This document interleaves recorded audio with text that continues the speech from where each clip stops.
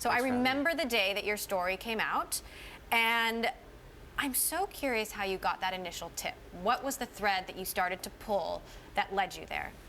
So Theranos came onto my radar for the first time when I read a profile of Elizabeth Holmes in the New Yorker magazine in December 2014, and there was something odd in that story, something that struck me as odd, which was this notion that a 19-year-old college dropout with just 2 semesters of chemical engineering under her belt had dropped out of college and pioneered groundbreaking new science. That's something that's possible in the realm of computers and computer software. Obviously, with Mark Zuckerberg, Bill Gates have done that. But in medical science, you need the formal training, and you need to do years and decades of research to add value. To be fair, I probably wouldn't have done anything with that hunch if I hadn't gotten a tip about 3-4 weeks later. And it was a practicing pathologist in the Midwest who moonlighted as the author of this obscure blog called Pathology Blog. BLAWG is how he spelled it. He had read the New Yorker profile as well and was immediately dubious, wrote a skeptical blog item about it, and then was contacted by a little band of Theranos skeptics, one of whom, a guy named Richard Fuisz, had been involved in patent litigation against Elizabeth Holmes and had become convinced during that litigation that Theranos was a scam.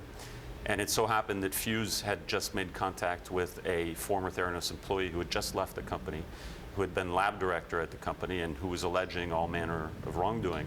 So when I heard that there was a primary source, obviously the pathology blogger was twice removed from the information, Richard Fuisz was once removed, I understood that I needed to get in touch with the primary source, and I finally did after a few weeks of trying. And Elizabeth Holmes actually tried to prevent your story from being published and went all the way to Rupert Murdoch. That's right.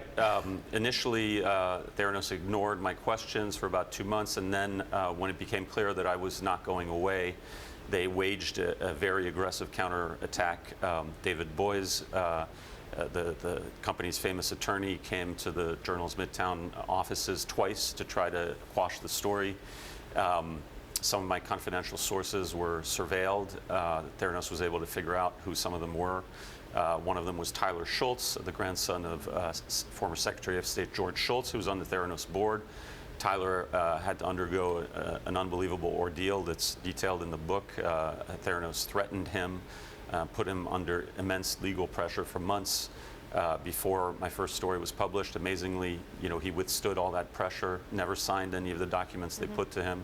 And in large part, thanks to him, I was able to go to press with the story. So, given that lives were at stake, how did Elizabeth Holmes manage to dupe so many people? I mean, you also think about the employees who worked there, who must have known things weren't going right. And we're talking about investors who were very prominent people. Right. Well, is there malice here? What was it that you think drove her? Based on all the reporting I've now done on this story for 3 years, including much of it for the book, it's unquestionable that there was malice and that this was premeditated. For what? Money? Well, glory?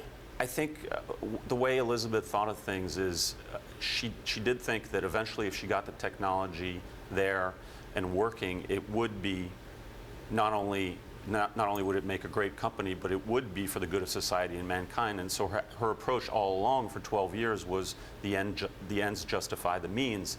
And she overpromised every step of the way, and it got to a point where the promises and the reality, the gap between them was so enormous that it became a massive fraud. Now, why did employees not blow the whistle earlier? Theranos had a culture of fear, intimidation, and secrecy. Elizabeth's boyfriend was the number 2 of the company, Sunny Balwani. He was the enforcer of that culture.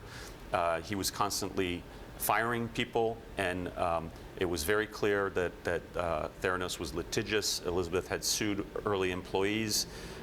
She had sued Richard Fuisz over a patent. It was clear that she would sue anyone who spoke up, and David Boies was the lawyer, and he's one of the most feared litigators in America. Could or should she go to jail over this? I mean, what should the penalty be? So the SEC charged her with fraud a couple months ago. called Theranos a massive fraud, and she agreed to pay a $500,000 penalty, to be barred from being an officer or director in a public company for 10 years, and to relinquish most of her stock and her voting control over the company. A lot of people think that that punishment was too light, that it wasn't commensurate with the magnitude of the wrongdoing. Right, we're talking about a million tests with false results. Right, and you know, and it could be actually worse than that.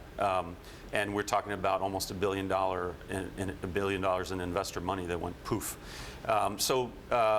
You know, to those people who feel that the SEC punishment was not commensurate with the wrongdoing, I say don't forget there's a second investigation, one that is a criminal investigation spearheaded by the U.S. Attorney's Office in San Francisco.